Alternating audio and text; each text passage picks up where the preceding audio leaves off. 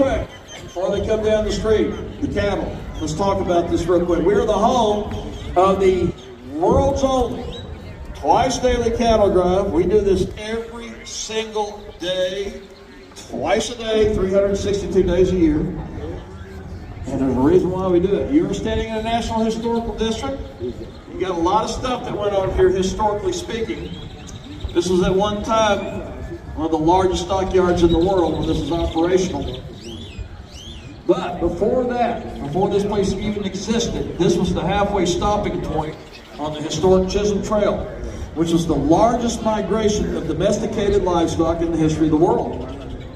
It started in 1866, right after the Civil War came to an end in 65. Now, the Civil War created a beef shortage in the United States. Most of the beef that was available was consumed by both Union and Confederate forces and the civilian population. Of course, most of the fighting took place east of the Mississippi River.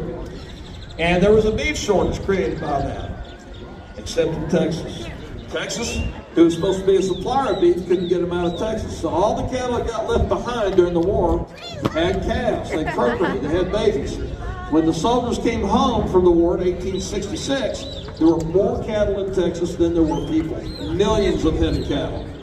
And a guy up in Abilene, Kansas, named Joseph McCoy, in 1866, sent the message down to San Antonio, Texas. And he said, if you bring your cattle up, we're going to pay you $20 to $40 a head. Now, dollar adjusted to 2025 would be about $19, $20 today's money. So, they started rounding up these cattle down in South Texas. They free-ranged, nobody owned them, called Spanish cattle, Mexican cattle, Texas cattle. Later they would be called longhorns.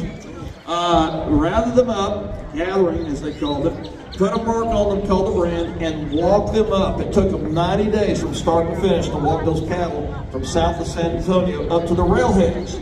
That would be Abilene, Kansas, Ellsworth, Kansas, Dodge City, Denver, Colorado, those places, St. Louis. Those were where they were driving the cattle up north. And then from there, they'd be put on trains and taken up to the north or the northeast. Now, the cattle you're going to see today are longhorns. They weigh about 1,500 pounds on average. We have two that weigh over a ton, three rather, that weigh over a ton.